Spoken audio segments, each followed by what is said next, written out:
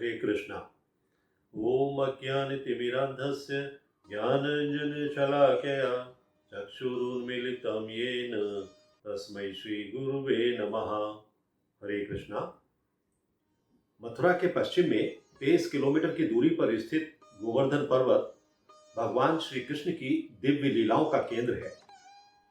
गोवर्धन लीला के अनुसार भगवान ने देवराज इंद्र के अहंकार को समाप्त करने के लिए इस पर्वत को 7 दिनों और रातों तक अपनी उंगली पर उठाकर मूसलाधार बारिश से ब्रज के लोगों को बचाया था। ये गोवर्धन नगर पवित्र गोवर्धन पर्वत के चारों ओर 21 किलोमीटर लंबी परिक्रमा के लिए प्रसिद्ध है, जो तीर्थयात्रियों को अनंत आशीर्वाद प्रदान करने वाला है। कृष्ण द्वारा ब्रजवासियों को इंद्र के प्रकोप से बचाने के बाद उन्होंने उन्हें इस पवित्र पहाड़ी की पूजा करने की आज्ञा दी थी, जो आज तक विधि विधान से चालू है। ऐसे तो यहाँ वर्ष भर भक्तगण परिक्रमा के लिए आते हैं, लेकिन कार्तिक माह में लाखों भक्त आत्मशुद्धि हेतु परिक्रमा करने के लिए यहाँ पहुंचते हैं। कुछ भक्त ये परिक्रमा 7 से 8 घंटों में ही पूरी कर लेते हैं, तो कुछ दिनों या सप्ताहों तक इसे जारी रखते हैं। कुछ बुजुर्ग भक्त और बालक मोटर वाहनों से या ई रिक्शा से भी परिक्रमा करते हैं। कुछ भक्तगण दूध की धार के साथ परिक्रमा करते हैं। एक छोटे से मटके में नीचे से छेद करके उसमें दूध भरते हैं और वो दूध पूरे परिक्रमा मार्ग में धार से प्रवाहित होता रहता है। भक्त के एक हाथ में मटका होता है और दूसरे हाथ में धूप, जिसकी सुगंध वातावरण को दिव्य करती है। भक्त के साथ चलने वाले लोग खाली हुए मटके को दूध से भरते रहते हैं। जो लोग दंडवती परिक्रमा करते हैं, उन्हें पूरा होने में कई सप्ताह और कभी कभी महीनों लग जाते हैं। दंडवत परिक्रमा में श्रद्धालु गिरिराज को जमीन पर साष्टांग प्रणाम करके उन्हें अपनी श्रद्धा अर्पित करते हैं।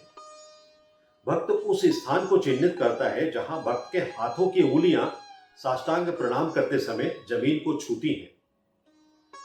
ऐसे चिन्हित स्थान से इसी प्रक्रिया को फिर से दोहराया जाता है और इसी तरह गोवर्धन परिक्रमा का पूरा मार्ग कवर किया जाता है। कुछ भक्त ऐसे भी हैं जो केवल एक ही स्थान पर 108 बार साष्टांग प्रणाम करते हैं।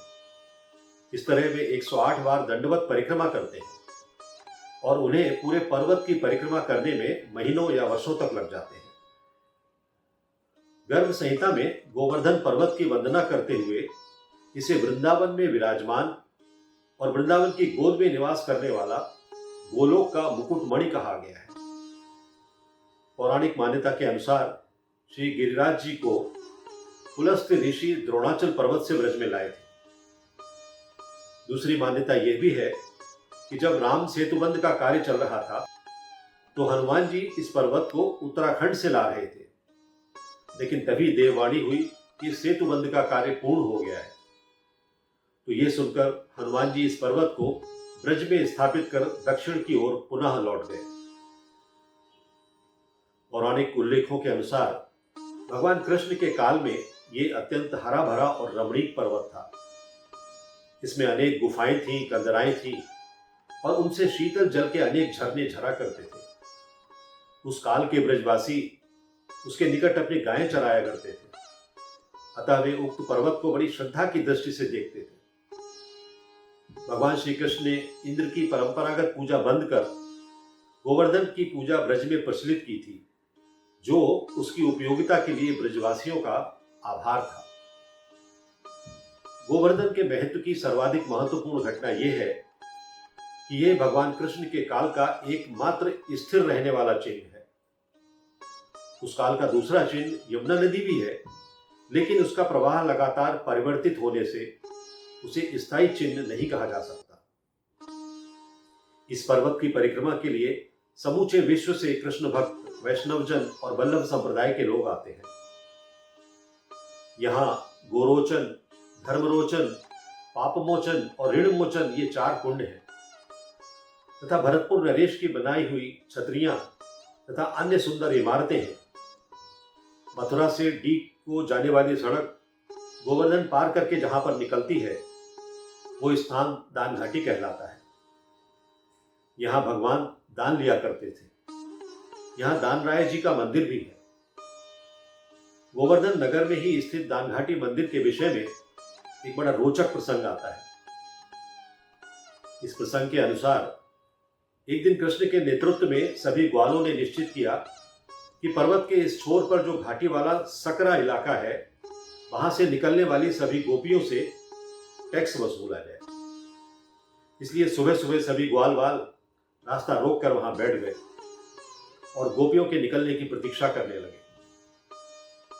जब गोपियां वहां पहुंची तो उन्हें रास्ता पार नहीं करने दिया गया, और जब उन्होंने पूछा कि ये सब क्या है, तो उन्हें जवाब मिला कि यहां से नंद महाराज का क्षेत्र शुरू होता है, इसलिए आपको कर चुकाना होगा।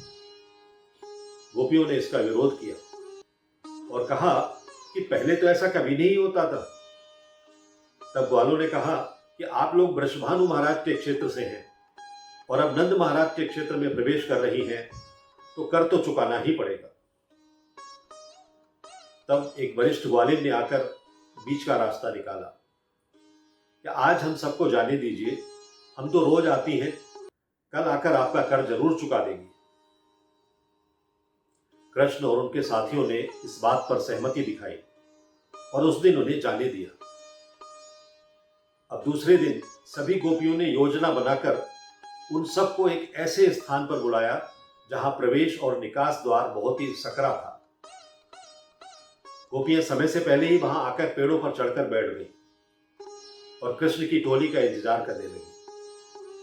जैसे ही कृष्ण अपने सखाओं के साथ वहां घुसे तो सबने नीचे उतरकर ग्वालों की खूब धुनाई की और कहा कि यही आप सबका टैक्स है।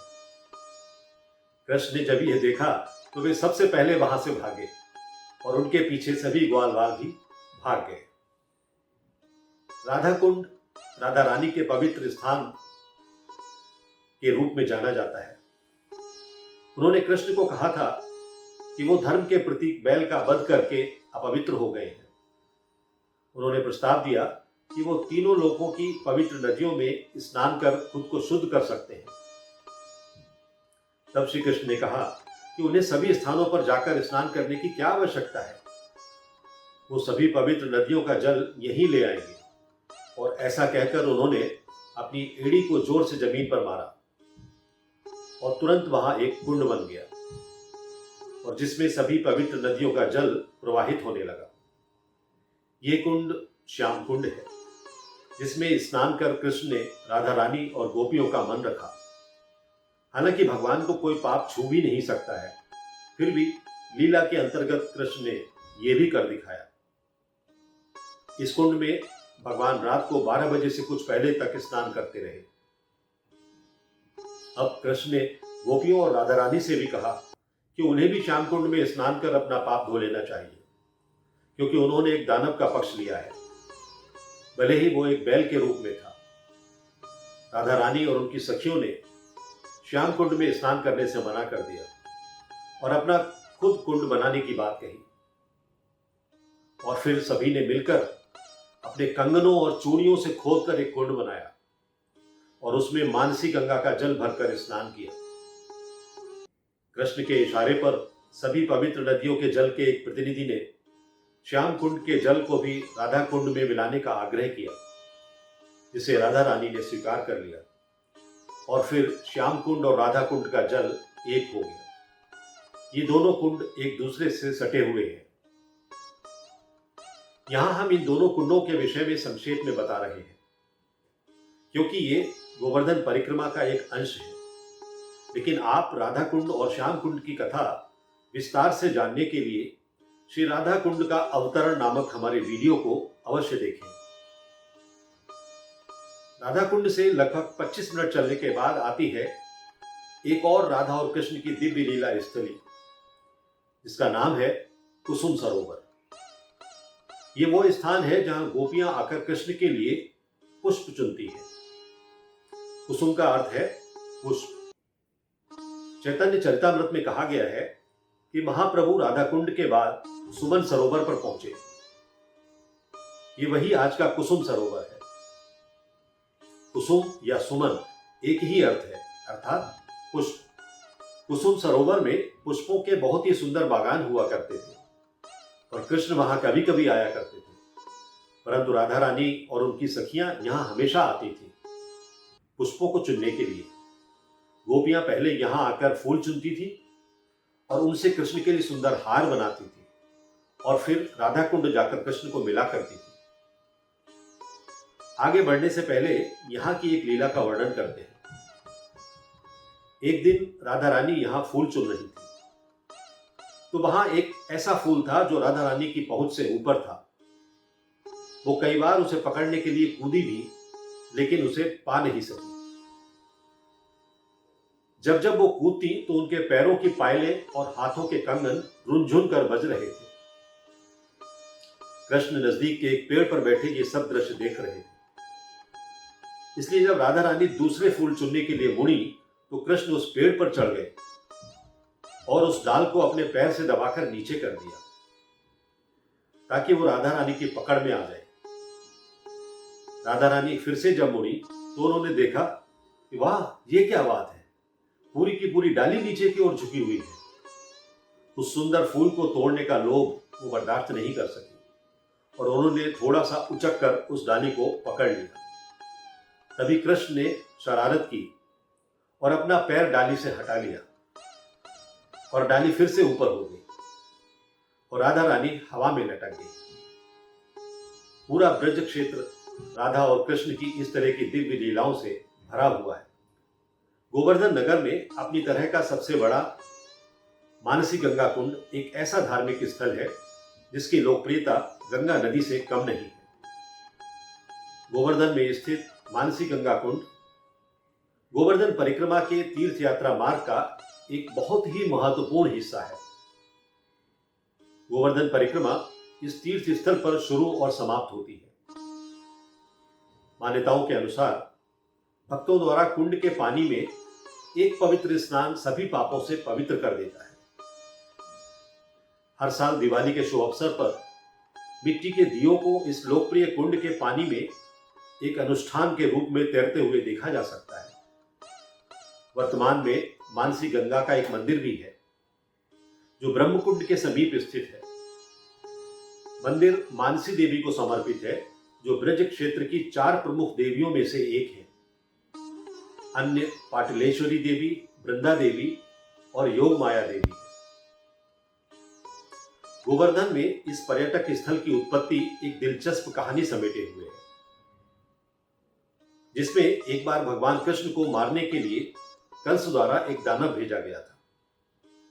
कंस के आदेश को पूरा करने के लिए दानव ने एक बछड़े का स्वरूप लिया और खुद को श्री कृष्ण की गायों और बछड़ों के समूह के बीच में छिपा लिया।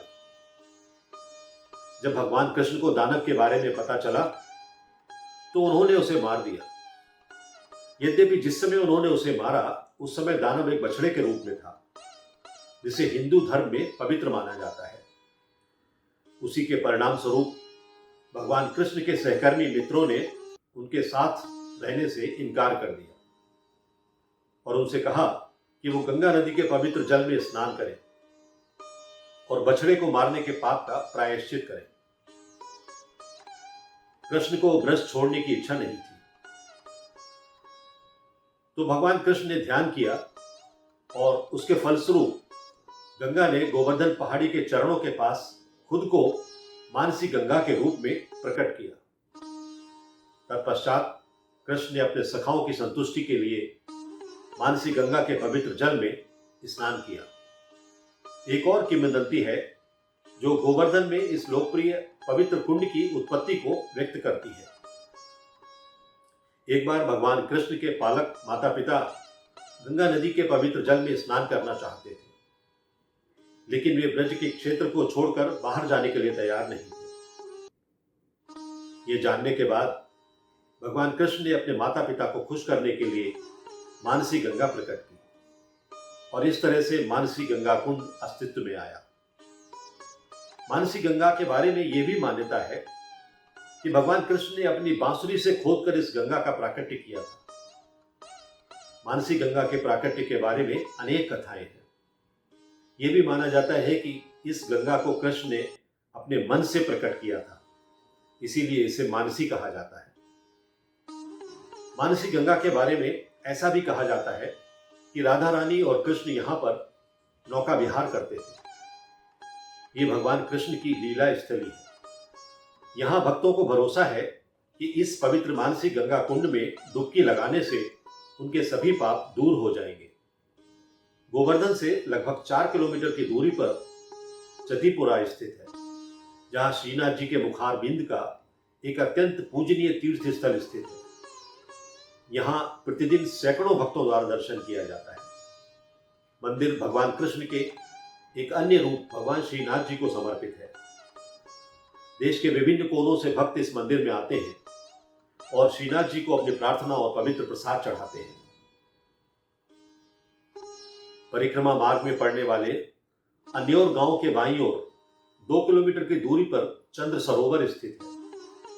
कहा जाता है कि ये वो स्थान है जहां श्री कृष्ण ने गोपियों के साथ वासंती रासलीला की थी। ये रासलीला ब्रह्मा जी की पूरी रात चली थी, लेकिन ऐसा लगता था कि मानो कुछ ही क्षण में ये समाप्त हो गई हो। गोपियों के साथ कृष्ण के मनभावन नृत्य को देखकर चंद्रमा आश्चर्यचकित हो गया और पूरी रात एक ही स्थान पर ठहरा रह गया। कृष्ण की इसी लीला की स्मृति में ये चंद्र सरोवर है। सरोवर के पश्चिमी छोर पर एक छोटा सा श्रृंगार मंदिर है। ऐसा माना जाता है कि इसी स्थान पर कृष्ण राधा जी का फूलों से श्रृंगार किया करते थे। पुंछरी का लोटा में दर्शन करना आवश्यक माना गया है, क्योंकि यहां आने से इस बात की पुष्टि मानी जाती है कि आप यहां परिक्रमा करने आए हैं। एक तरह से वहां आपकी हाजिरी लगाई जाती है। परिक्रमा में पड़ने वाले प्रत्येक स्थान से कृष्ण की कथाएं जुड़ी हैं। पुंछरी गांव राजस्थान राज्य के अंतर्गत आता है। यहां से अन्योर गांव 3 किलोमीटर की दूरी पर स्थित है। इस गांव में भरतपुर के राजाओं द्वारा कई कलात्मक छतरियों का निर्माण कराया गया है। यहां से पूर्व दिशा की परिक्रमा समाप्त होकर पश्चिम दिशा की परिक्रमा आरंभ होती है। इस गांव के नामकरण के बारे में कहा जाता है कि गोवर्धन पर्वत का आकार मोर के सदृश है और पुंछरी मोर की पूंछ वाला हिस्सा है, इसीलिए इसे पुंछरी कहा जाता है। पुंछरी गांव में परिक्रमा मार्ग पर जहां परिक्रमा मार्ग पूर्व से पश्चिम की ओर मुड़ता है, वहीं श्री लोठा जी का मंदिर दर्शनीय है। श्री लोठा जी से संबंधित एक कथा प्रचलित है जो इस प्रकार है। श्री कृष्ण के श्री लोठा जी नाम के एक मित्र थे। श्री कृष्ण ने द्वारका जाते समय लोठा जी को अपने साथ चलने का अनुरोध किया। इस पर लोठा जी बोले, कान्हा, मुझे ब्रज त्यागने की कोई भी इच्छा नहीं है, परंतु तुम्हारे ब्रज त्यागने का मुझे बहुत दुख हो रहा है। अतः तुम्हारा पुनः ब्रज आगमन होने तक मैं अन्न जल छोड़कर प्राणों का त्याग यही कर दूंगा। जब तू यहां लौटकर आवेगा तब मेरा नाम लोठा सार्थक होगा। तब श्री कृष्ण ने कहा, सखा, ठीक है, मैं तुम्हें वरदान देता हूं कि बिना अन्न जल के तुम स्वस्थ और जीवित रहोगे। तभी से श्री लोठा जी पुंछरी में बिना खाए पिए तपस्या कर रहे हैं। उन्हें विश्वास है कि कृष्ण अवश्य लौटकर आएंगे। ये मंदिर उसी स्मृति में बनाया गया है। मंदिर के साथ ही श्री गौरदास बाबा जी का भजन कुटीर है, जहां अखंड श्री हरिनाम कीर्तन होता रहता है। गिरिराज पर्वत के ऊपर गोविंद जी का मंदिर है। कहते हैं कि भगवान कृष्ण यहाँ शयन करते हैं। उक्त मंदिर में उनका शयन कक्ष है। यही मंदिर में स्थित गुफा है, जिसके बारे में ऐसा कहा जाता है कि ये राजस्थान स्थित श्रीनाथ द्वारा तक जाती है। गोवर्धन की परिक्रमा का पौराणिक महत्व है। प्रत्येक माह के शुक्ल पक्ष की एकादशी से पूर्णिमा तक लाखों भक्त यहाँ की परिक्रमा करते हैं। प्रतिवर्ष गुरु पूर्णिमा पर यहाँ की परिक्रमा लगाने का विशेष महत्व है। श्री गिरिराज पर्वत की तलहटी समस्त गौड़ीय संप्रदाय, अष्टछाप कवि एवं अनेक वैष्णव रसिक संतों की साधना स्थली रही है। श्री गिरिराज गोवर्धन की जय। हरे Krishna. If you like this video, press the like button and share it with your family and friends. If you want to watch more such videos, please subscribe to our channel, and for getting updates, press the bell icon.